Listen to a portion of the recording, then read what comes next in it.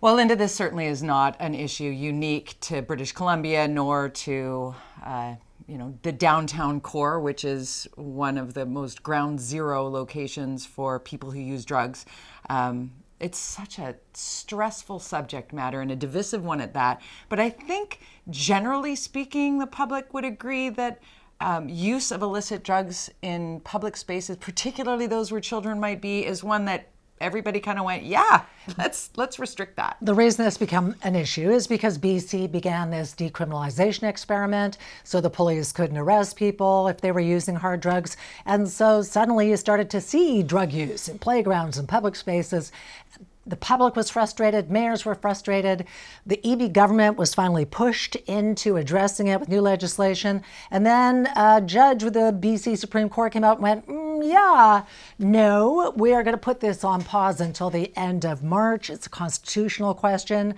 A lot of people not happy about that, including the police. Including the police. The chiefs of police put out a statement about how they are disappointed with the public drug use court ruling, and we're very specific to it. And mayors also, as you mentioned. The Vancouver Mayor, Ken Sim, put out a statement, and he was saying, we acknowledge that no one should be compelled to engage in substance abuse in the shadows, but this should not come at the expense of degrading our public spaces. And let's talk about another mayor, one of our favorites, and I don't say that just because he's sitting right over there, but this is the tweet that Mayor Brad West of Port Coquitlam put out. In case you were worried about the modest rule of not being allowed to use fentanyl in playgrounds, a judge is there to stop the irreparable harm. Pathetic. If the restriction doesn't stand, then we've truly entered the wild west of unrestricted drug use anywhere and everywhere. We saw that tweet and we thought we need Brad West on Steel and Vance, and he joins us now. Thank you so much for coming in. Thank you for having me. Can you, first of all, just sort of boots on the ground, eyes on the ground, what have you seen in terms of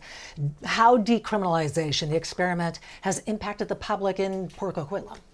Well, certainly have seen an increase in public drug use. That is obvious. Now, people say, well, where are the statistics to back that up? Well, the reality is we don't keep statistics in this province on seeing someone use drugs in public. Right. Who are people going to call? Oh, right. I've seen someone using drugs. I'm going to call and report it. Especially when it's not illegal anymore. That doesn't happen. Exactly right.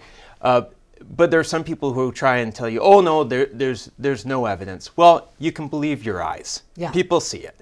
I see it. I speak to our bylaw officers in Port Coquitlam who see it in parks, in places where before it would happen on occasion and we would deal with it. Mm-hmm. But that ability was removed when the province went down this route, and before they had brought in the legislation to prohibit drug use in some pretty sensitive areas. But there's no doubt that there has been an increase in drug use. I think the public sees that. There's so many ways to go with this next question, but let's start with the one that we're watching unfold here. With this judge's ruling, what happens next? Well, the ball is really in the province's court. So the judge has said that the legislation is basically being held in abeyance until the end of March, and the province has to go back to the drawing board.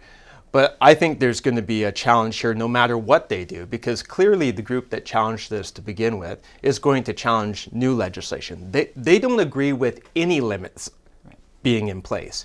And they try and play kind of smoke and mirrors around it, saying, well, no, the judgment doesn't say that there can be can't be any limits, just, this particular way the legislation was done. But look, the legislation was very modest. It said you can't use fentanyl, heroin, crack cocaine, a whole bunch of other really dangerous drugs within 15 meters of a child's playground. Now, is that draconian? No. Is that unreasonable? No. And so if that can't pass with these folks, 15 meters, then what are they going to accept? That's a hop, skip, and a jump. Yeah, it's a hop, skip, and a jump. It's funny, over the holidays, having friends and family and people come from other parts of the world and talk about this issue, they think we're nuts.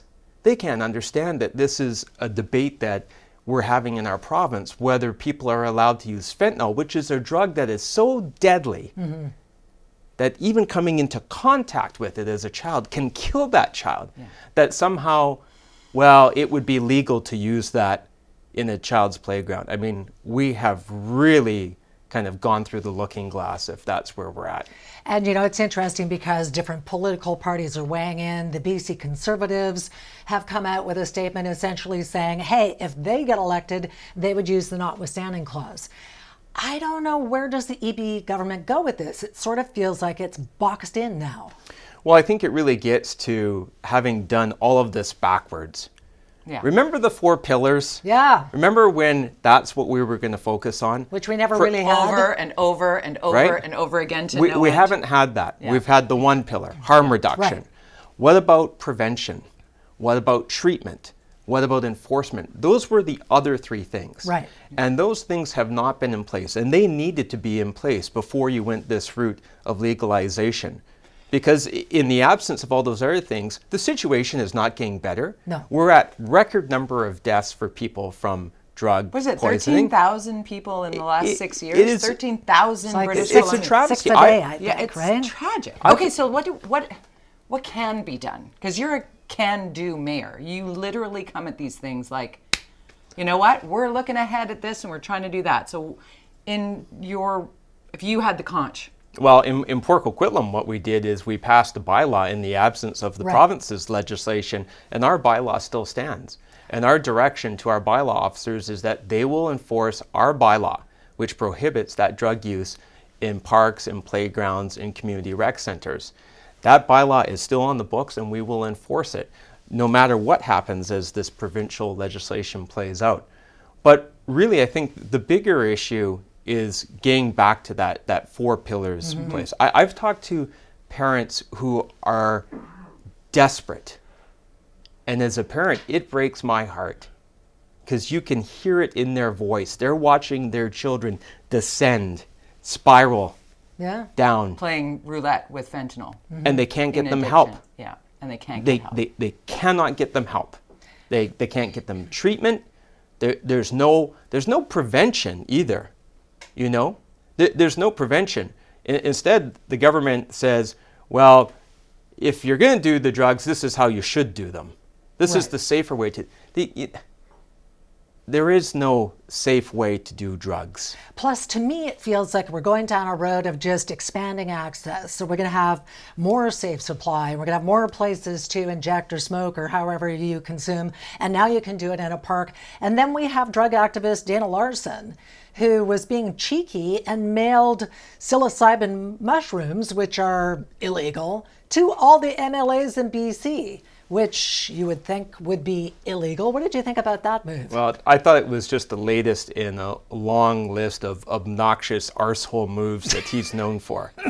You know, it's about It's a stunt. self-promotion, Yeah. It's a stunt. getting some about attention, money. and, It worked, and right? trying to funnel. You know, that's his business. He's got That's how 3 he makes his living. illegal mushroom dispensaries. But I just thought it was the usual obnoxious stunt. And it's a shame because it takes away the attention from what we really need to be focused on is how do we stop this? How do we stop so many of our fellow citizens from dying? Yeah. How do we get people help? How do we get people better? How do we get people to stop before it starts? Those are the things that we need to focus on. And harm reduction and safe supply can play a role in that.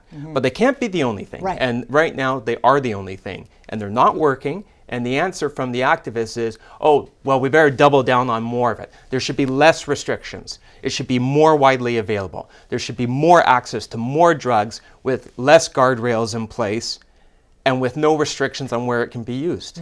In speaking with one mom in particular from Moms Stop the Harm is a friend of mine, and she has suffered that loss. And when we talk and she's giving me her perspective, it often comes back to the want to ensure that people who choose to use drugs do so with others. Because using alone is often what leads to a fentanyl death. And how do we get before the other 3 pillars can be built? I mean, people can't even get a GP in this province right now. How are you going to get a recovery bed? So how do we stop the harm here if in some degree here pushing people back into places and spaces where they would use alone? Well, I don't think it is about pushing people back into the shadows. I think you need that full spectrum of service. But but again, it can't be at the cost of other people as well. We have to be able to find that balance. Having places where people, for a period of time, and only for a period of time, have a safe place to be able to use drugs where they're supervised and can have medical attention. That can be part of it. It can't be the only part of it, though. Right. Yeah. And it can't be, it can't be playgrounds. No. It can't be places where children are. You got me on kids. I'm right there with you, Brad West. 100% agree. I can't believe we're even talking about I know. Here we arguing are. whether or not it should be okay that illicit drugs are used in playgrounds and school grounds and around community I'm pretty centers. sure we're going to be talking about this in 2025 is the story. Thank you so much for coming in. It's really an important subject, and clearly there's going to be, the story has legs, as they like to say. We're going to see where it goes. Thank you for coming in. Appreciate it. Thank you for having me. We got still lots to come on the show. Do you say hi to strangers? We have a woman coming up later. She's literally going to be doing a TED Talk on how she's trying to stop that feeling of loneliness. Super fancy in her Kinda looks like 50s you, too. fashions. Also, still ahead, are your property taxes going up this year? Maybe they're going down. The BC assessments are out, and there's always confusion over who's going to pay more, who's going to pay less. Property tax expert Paul Sullivan explains how the system works next. Also, of course, viewing party time. Let's get to your photos. Hello, Dawn in Victoria. We have Santa John. Oh, I love that. What about Jose and Pierre? Hi, guys. And Johan in North Delta. Another Santa. Exactly. Well, you're all entered to win our prize today. Stay tuned. Viewing party at checkmedia.ca is how you enter. You might win a $150 gift card to Roamers.